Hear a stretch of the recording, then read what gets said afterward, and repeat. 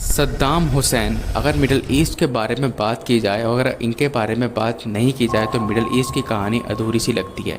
ये एक ऐसे शख्स थे जिसने दुनिया ने कभी एक ब्रूटल डिक्टेटर कहा, कभी एक नेशनलिस्ट लीडर कहा और कभी एक विलन के रूप में दिखा गया। सद्दाम हुसैन इराक का वो लीडर जिसकी ज़िंदगी कंट्रोवर्सी, पावर, पॉलिटिक्स और बर्बादी से भरी हुई थी। उनकी जो ज़िंदगी थी उसमें इतने मोड़ आए जो किसी दुनिया के सबसे फियर्ड और हेटेड लीडर में से एक बन गए। ये कहानी सिर्फ एक डिक्टेटर की नहीं है, बल्कि ये कहानी है पॉलिटिक्स के खेल की, ऑयल के लिए होने वाली जंगों की और एक ऐसे इंसान जो कभी अपने लोगों के लिए हीरो था लेकिन दुनिया के लिए एक नाइटमेयर। सद्दाम की ज़िंदगी में नेशनलिज्म, धोखा, केमिकल अटैक और एक ऐसे एंड का मिक्स है जिसे दुनिया कभी भूल नहीं सकती। सद्दाम हुसैन 23 अप्रैल 1937 को इराक के एक छोटे से गांव अल अफजा में पैदा हुए थे। उनका बचपन बहुत सारी दिक्कतों से भरा हुआ था। उनके फादर पैदा होने से पहले ही मर गए थे और उनकी मां ने उन्हें टेम्परेरी तौर पे उनके अंकल के पास भेज दिया था। उनके अंकल खैरला तुल्फा एक इराकी नेशनलिस्ट थे और उसने सद्दाम के दिमाग में एंटी वेस्ट और एंटी मोनार्की आइडियोलॉजी डाली थी। जब सद्दाम जवान हुए तो उन्होंने बगदाद जाके एजुकेशन पूरी की, लेकिन उनका जो असली इंटरेस्ट वो पावर और पॉलिटिक्स में था। उन्होंने बाथ पार्टी ज्वाइन की जो अरब नेशनलिज्म और सोशलिज्म को सपोर्ट करती थी। जैसे जैसे वक्त आगे बढ़ा, 1968 के टाइम पे एक मिलिट्री ग्रुप कॉप के जरिए बाथ पार्टी, जिसमें सद्दाम हुसैन भी थे, उन्होंने इराक की सत्ता को पलट दिया और अपने हाथ में पूरी तरीके से ले लिया और सद्दाम हुसैन डेप्टी प्रेसिडेंट बन गया। हालांकि ऑफिशियल प्रेसिडेंट अहमद हसन अल बकर था, लेकिन असली पावर सद्दाम के पास ही थी। उसने इंटेलिजेंस एजेंसीज को मजबूत बनाया और अपने ओपोनेंट्स को सप्रास किया, क्योंकि इराक में एक डर का माहौल उन्होंने बना दिया था कि अगर कोई भी मेरे खिलाफ या मेरी पार्टी के खिलाफ आवाज़ उठाएगा उसको मार दिया जाएगा। और ऐसा माना जाता है सद्दाम हुसैन ने काफ़ी सारे लोगों को मारा है, जो कि मैं आपको आगे अच्छे से और बताने वाला हूँ। उनका प्लान क्लियर था, एक स्ट्रॉन्ग ऑयल रिच इराक बनाना जो किसी के सामने कभी भी नहीं झुकेगा। 1979 में सद्दाम ऑफिशियली प्रेसिडेंट बन गए। इसके बाद उन्होंने अपने पॉलिटिकल अपोनेंट्स को एलिमिनेट करना शुरू कर दिया, जहां उन्होंने अपनी ही पार्टी के लोगों के गद्दारों को डिक्लेयर किया, जितने भी उनके साथ थे उस टाइम के उनको गद्दार डिक्लेयर किया और उनको मारना एलिमिनेट करना शुरू कर दिया। ये दुनिया को एक मैसेज था, मैं किसी को नहीं छोड़ता। उन्होंने इराक की इकनॉमी को ऑयल के जरिए मजबूत बनाया, लेकिन उनके जो ब्रूटल टैक्टिक्स जैसे कि बहुत सारा टॉर्चर, मास किलिंग्स और केमिकल वेपन का यूज़, इस तरह से उनको एक इराक में ब्रूटल डिक्टेटर भी डिक्लेयर कर दिया गया। हालांकि डर इतना था कि इराक के अंदर कोई भी अगर उनके खिलाफ बोलता भी था ना, उसकी मौत तय थी, कन्फर्म थी। और वो जानते थे कि जो उनकी जनता है, जो इराक के उस टाइम पे लोग हैं, वो किसी भी तरीके से सत्ता पलटने की कोशिश ना करे। जब मैं सत्ता पलटने की बात कर रहा हूँ, इसका असर सद्दाम पे बहुत ज़्यादा था, क्योंकि ये टाइम चल रहा था 1979 का। इसी के बराबर में एक मुल्क जो ईरान था, वहाँ पे जस्ट अभी अभी इस्लामिक रिवॉल्यूशन हुआ था। आयतुल्लाह ख़ोमेनी के अंडर एक बहुत बड़ा शाह था, उसको भगाया गया अमेरिका, या ये इस पर एक अलग ही वीडियो बन सकती है जो शायद मैं कभी आगे बनाऊंगा भी। सिंपली उनको वहाँ से हटा दिया गया और आयतुल्लाह ख़ोमेनी वहाँ के नए सुप्रीम लीडर बने और आज के टाइम पे उनके ही एक स्टूडेंट सुप्रीम लीडर है ईरान। तो ईरान में इस्लामिक रिवॉल्यूशन के बाद सद्दाम हुसैन के दिमाग में एक डर सा बैठ गया कि अगर इन लोगों ने, जो कि मेरे लोग हैं, इराक के लोग, इन्होंने अगर सत्ता पलटने की कोशिश कर दी तो इससे पहले ही मेरी सत्ता पलटे मैं ईरान को ही ख़त्म कर दूँगा। जी हाँ, तो फाइनली सद्दाम ने अपनी ज़िंदगी की सबसे बड़ी गलती करी 1980 में। सद्दाम हुसैन ने सीधा ईरान पर अटैक किया, क्योंकि उनके पीछे पूरी तरीके से अमेरिका का सपोर्ट था। क्योंकि अमेरिका को ये बात बिल्कुल भी पसंद नहीं आई थी कि हमारा जो एक पपिट था उसको वहाँ से भगा दिया गया ईरान में और एक वहाँ का ही एक आम नागरिक सुप्रीम लीडर बन चुका है। तो अमेरिका ने और सुपर पावर्स ने इराक का पूरा सपोर्ट किया किसी भी तरीके से ईरान पे कब्जा करने के लिए। हालांकि ये जो जंग थी काफ़ी लंबी चली, 8 साल तक चली, लाखों लोग मारे गए और आखिरी में दोनों देश थक गए।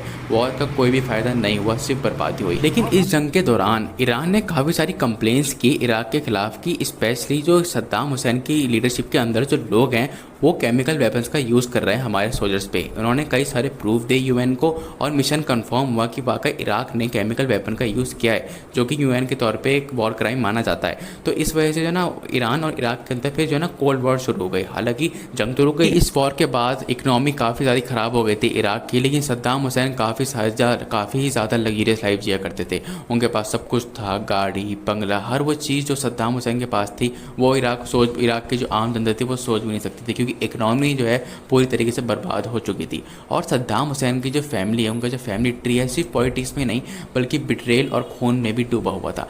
1995 में सद्दाम के दामाद हुसैन कामल और उनके बड़े भाई सद्दाम कामल, जो दोनों इराक के मिलिट्री और इंटेलिजेंस सिस्टम में हाई रैंकिंग ऑफिसर्स थे, उन्होंने वेस्ट के साथ मिलने का फैसला किया। हालांकि उन दोनों की शादी सद्दाम की दोनों बेटियों से हो रखी थी। ये दोनों सद्दाम की बेटी के पति थे और जो उनके जो बेटे हैं उदय और क्वैसा, उनके वो जीजा थे। सद्दाम हुसैन के 2 बेटे भी थे, जिसमें से एक बहुत ज़्यादा ब्रूटल माना जाता है, जिसके बारे में आपको और आगे बताने वाला हूँ मैं। इन्होंने फैसला किया कि हम दोनों यहाँ से चले जाते हैं और इन्हें जॉर्डन भाग गए। सद्दाम के खिलाफ इन्होंने बहुत सारी टॉप सीक्रेट इन्फॉर्मेशन अमेरिका और यूनाइटेड नेशन को दे दी, इराक के वेपन्स प्रोग्राम का राज भी था। सद्दाम ने इस बिट्रेल को माफ़ नहीं किया बिल्कुल भी।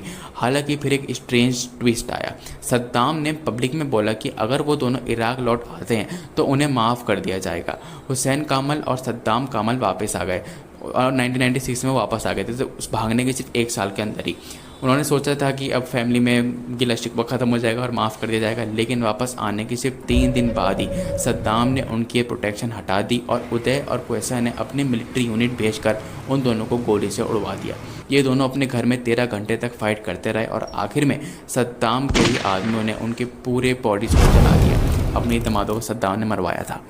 सद्दाम की दूसरी सबसे बड़ी गलती थी, वो हुई थी 1990 में, और सद्दाम ने कुवैत पर कब्जा कर लिया, उनके ऑयल रिफाइनरीज पर।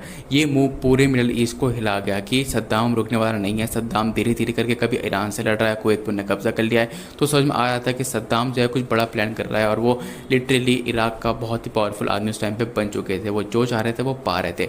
फिर अमेरिका ने 1991 में ऑपरेशन डेजर्ट स्टॉर्म लॉन्च किया और सिर्फ कुछ ही दिनों में इराकी फोर्सेस को हटा दिया गया।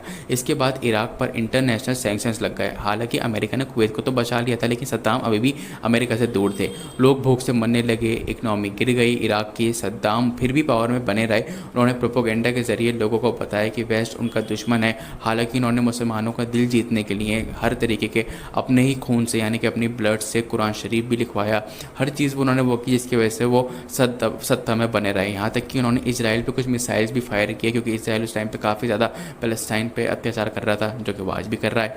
और सद्दाम ने किसी भी तरीके से अपनी सत्ता बचाने के लिए वो काम किए जो मुसलमानों को थोड़ा उनके टीम में ला सकते हैं, थोड़ा उनको आराम दे सकते हैं, और यही सद्दाम इस चीज़ में कामयाब भी हो गए। लेकिन फिर वक्त आया 2001 का, जहाँ पे अमेरिका के अंदर 9/11 का अटैक हुआ था, और इसके बाद अमेरिका ने अपना पूरा फोकस मिडिल ईस्ट की तरफ बढ़ा दिया था। हालांकि सद्दाम का कोई भी लिंक 9/11 से नहीं था, लेकिन अमेरिका ने यह क्लेम किया था कि सद्दाम के पास, जो कि बिल्कुल झूठा क्लेम था, आज तक इसका कोई प्रूफ नहीं मिला, और अमेरिका ने माना है कि ये हमसे गलती हुई है। उस टाइम के प्रेसिडेंट ने कहा था कि सद्दाम के पास वेपन्स ऑफ मास डिस्ट्रक्शंस हैं, जो कि दुनिया के लिए खतरा बन सकते हैं। इसके बाद जब इराक में अमेरिका ने इन्वेड किया तो उनके फोर्सेस कुछ भी नहीं कर पाए, क्योंकि अमेरिका सुपर पावर था। तो सद्दाम के साथ साथ उनके दोनों बेटे भी छुपने लगे थे, लेकिन अमेरिका ने पहले उन्हीं को टारगेट बनाया। जुलाई 2003 को मोसुल में एक सीक्रेट टिप ऑफ के बाद यूएस फोर्सेस ने एक घर को सराउंड किया, घेरा, जहां ये दोनों छुपे हुए थे, सद्दाम के दोनों बेटे। 4 घंटे तक गोलियां चली। अमेरिका ने हेलीकॉप्टर और रॉकेट्स भी यूज़ किए। आखिर में उदय और क्वैसा और क्वैसे का 14 साल का बेटा, तीनों मार दिए गए। और सद्दाम को इस बात का बहुत घमंड रहा कि मेरे बेटे आखिरी टाइम तक लड़े, जो कि वो लड़े थे। और उनका 14 साल का जो पोता था और क्वैसा का जो बेटा था, उसने भी गन चलाई थी 14 साल के लड़के ने। हालांकि अमेरिका ने उसको भी मार दिया था। फिर इसी के साथ जब सद्दाम हुसैन के बारे में पता लगाने की कोशिश करी गई कि सद्दाम कहीं भागा हुआ है, एक टाइम पे एक सुपर पावरफुल आदमी इराक पे डिक्टेट कर रहा है, लीड कर रहा है, वो भाग रहा था, पूरी तरीके से अपनी जान बचाना चाह रहा था। पूरे इराक में सबसे ज़्यादा वॉन्टेड आदमी उस टाइम पे सद्दाम हुसैन ही था। लेकिन सवाल ये था कि सद्दाम हुसैन छुपा कहाँ था। फिर वो दिन आ गया, दिसंबर 13, 2003 को यूएस आर्मी के 600 से ज़्यादा सोल्जर्स ने एक सीक्रेट इंटेलिजेंस ऑपरेशन लॉन्च किया। ये माना जाता है कि सद्दाम हुसैन के दोस्त ने उनको धोखा दिया, और सद्दाम हुसैन के दोस्त ने ही बताया कि सद्दाम हुसैन की एग्जैक्ट लोकेशन कहाँ पे है, और उस ऑपरेशन का नाम रखा गया अमेरिका के through operation red dawn. 2 suspected locations को रेड किया गया। एक फार्म हाउस के पास एक ज़मीन के अंदर छुपा हुआ होल मिला, जिसे बाद में स्पाइडर होल भी कहा जाता है। जब सोल्जर्स ने कवर किया कि सद्दाम हुसैन शायद यहाँ हो सकता है, वो ढूंढने गए। हालांकि वहाँ पे वो नहीं मिला, लेकिन एक रस्सी थी जो कि होल की तरफ जा रही थी। वो रस्सी पर नज़र पड़ी और उठाया, और फिर सद्दाम हुसैन बाहर आके बोलते हैं कि मैं हूँ Saddam Hussain, president of Iraq. इसके बाद ये बहुत ही ज़्यादा हिस्टोरिक मोमेंट बन गया, क्योंकि सद्दाम हुसैन के पकड़े जाने के बाद उनकी वीडियो पूरी तरीके से दुनिया ने देख ली थी। उनकी जो दाढ़ी थी वो पड़ी हुई थी, कपड़े गंदे थे। यूएस सोल्जर उनके साथ मजाक उड़ा रहे थे, उनके साथ फ़ोटो खिंचा के मजाक उड़ा रहे थे उनका। और सद्दाम हुसैन को उन्होंने फिर पकड़ के अपने साथ अमेरिका ले गए। सद्दाम हुसैन पे उनका ट्रायल चलाया गया, और सद्दाम हुसैन अपने कोर्ट में बैठ के की भी हरकतें करते रहते थे। कभी वो खड़े होकर बोलते थे कि चलो नमाज का टाइम हो गया है, कभी वो चीखने लगते थे। हालांकि फिर फाइनली उनको सज़ा सुनाई गई, उनको सज़ाए मौत दी गई। और वो बहुत ज़्यादा मतलब बोलते हैं ना हिस्टोरिक मोमेंट है। जब उन्हें पता लगा कि उनको डेथ पेनल्टी मिल रही है तो सद्दाम हुसैन लिटरली हंस रहे थे। तो ये काफ़ी माना जाता है कि इनको डर किसी भी चीज़ का नहीं था, मतलब ये झुके बिल्कुल भी नहीं थे। और फिर 13 दिसंबर 2006 में सद्दाम हुसैन को डेथ दी गई, मतलब फांसी के थ्रू। यही वीडियो जो है यूट्यूब पर आज ही पड़ी है, मैं यहाँ नहीं लगा सकता क्योंकि ये यूट्यूब की गाइडलाइंस के खिलाफ जाती है चीज़। खैर, सद्दाम हुसैन जो पूरे इराक पर राज करता था, उनका जो आखिरी जो घर था वो सिर्फ एक 3 फुट का स्पाइडर होल था। ना आर्मी ना सपोर्टर, सिर्फ एक मैट्रेस, थोड़ा सा खाना और डर। ऑपरेशन रेड डाउन में जब उन्हें पकड़ा गया तो दुनिया ने देखा सद्दाम की ताकत ख़त्म हो चुकी थी। ज़मीन में छुपा हुआ आदमी अब इंसाफ के लिए तैयार था।